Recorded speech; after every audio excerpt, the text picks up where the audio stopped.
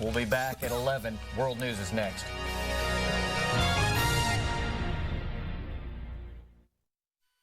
This is World News tonight from Manchester, New Hampshire, where the presidential candidates are getting ready for a showdown. The high-stakes ABC News debate tonight, the candidates determined to make this a game changer against a frontrunner looking to keep his lead. Tonight, the clues offered from the campaigns on what's to come this evening.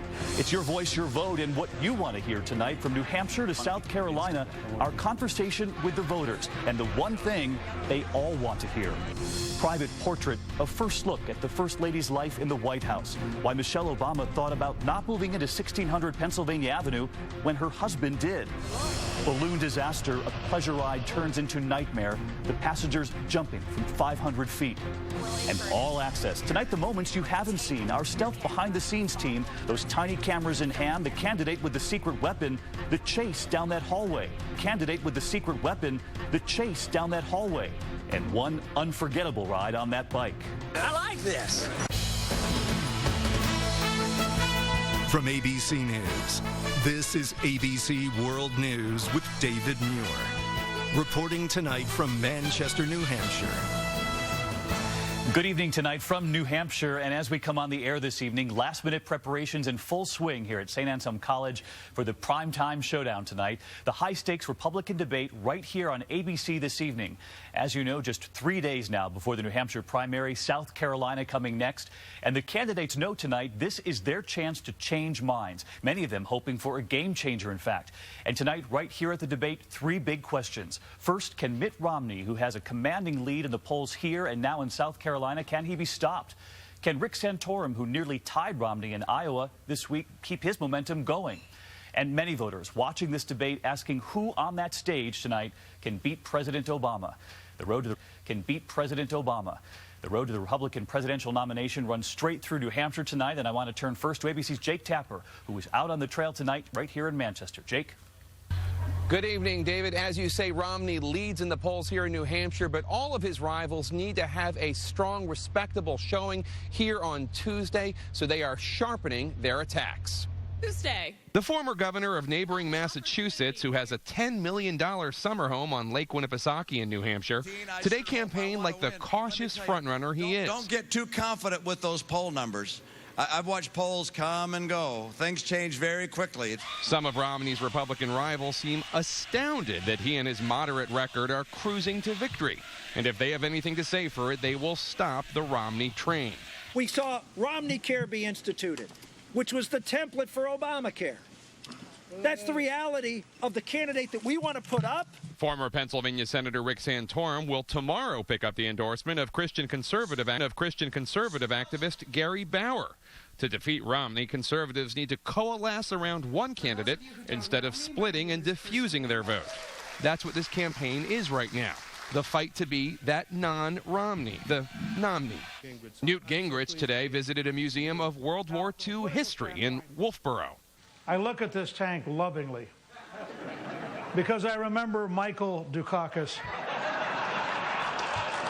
And it's just a reminder that governors of Massachusetts don't always make good presidential candidates. While Ron Paul took in a diner. Hello there. Hi. How are you doing? Nice to meet you. Good morning. And then there's John Huntsman. The former Utah governor staked his whole campaign here. There's something happening around the state. There's something exciting. I can feel it on the ground wherever I go. But he's been stuck at 9% in the polls and has not budged. Excuse me, guys. David, with so little time left and the clock ticking, a lot of the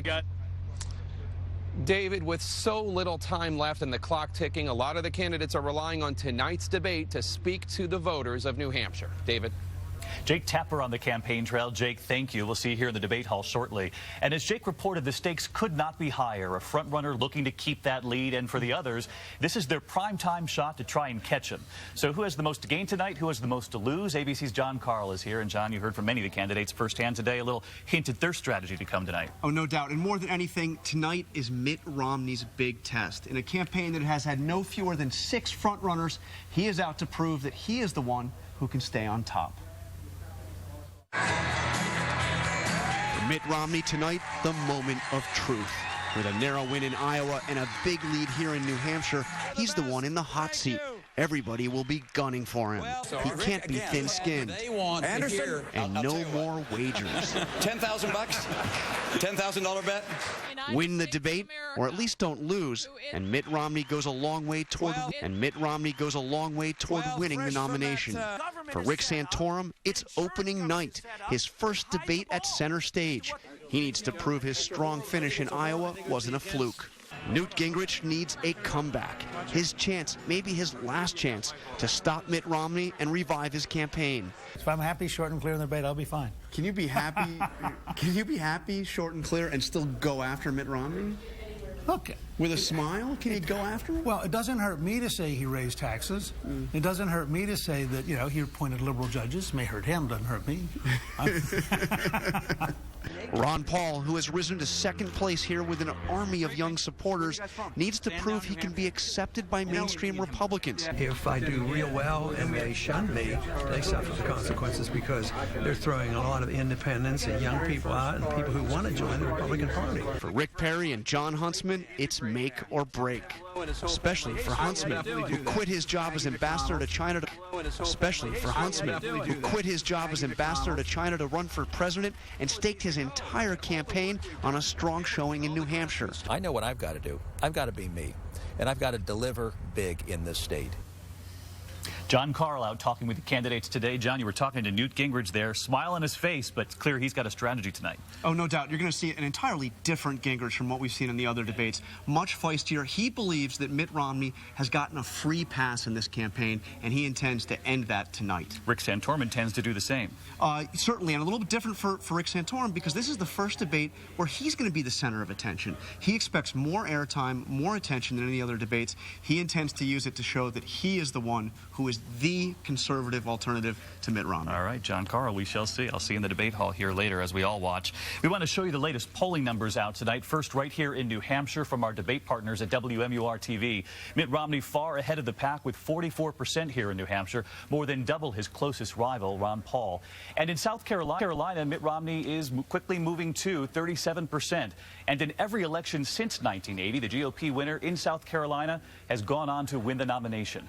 I spoke with voters in South Carolina this week and right here in New Hampshire in the last 24 hours, asking what they're looking to hear tonight right here on this stage. It's your voice, your vote.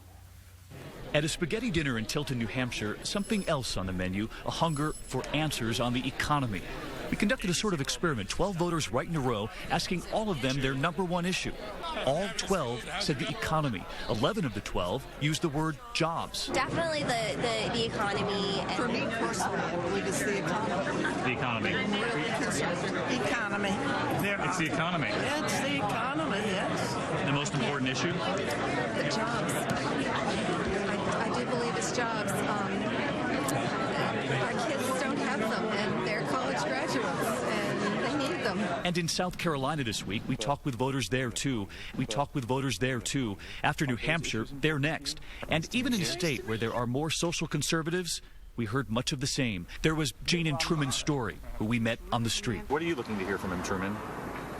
Well, I would like for the candidate that I'm going to vote for to see the shape our country's in as far as the economy, unemployment. What about some of the social issues? Does any of that create questions for you? Well, it does, but again, it goes back to the economy. You know, back to jobs for you. We get that straight, then you can be concerned about the other thing. Will they hear from the candidates what they want to hear tonight? Diane Sawyer and George Stephanopoulos will be moderating this evening's debate. Begins at 9 o'clock Eastern, right here on ABC. And tomorrow morning, something else you won't want to miss. George back in the chair, returning as host of This Week in this crucial election year. George and the Powerhouse Roundtable tomorrow morning on This Week. Of course, all of these candidates keep to their grueling schedules. Right at their sides, their wives. And today we got an extraordinary behind-the-scenes look at President Obama's most trusted advisor, First Lady Michelle Obama. It comes from a new book due out this week, and ABC's David Curley has been pouring through it. Go! She's more popular than her husband, but this new book portrays Michelle Obama as a reluctant first lady. In a New York Times article, the author says Mrs. Obama considered postponing her move to the White House for months and then bristled at its confinements and obligations and was frustrated and insecure about her place. Much different than what the First Lady told ABC's Barbara Walters just last month. Somebody said that there's a perception out there that I feel confined or trapped in some way. That couldn't be further from the truth. We've seen the First Lady pushing exercise, healthy eating, consoling military families.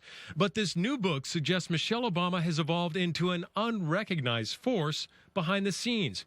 She thought in 2010 the president's advisors, including the chief of staff Rahm Emanuel, were, quote,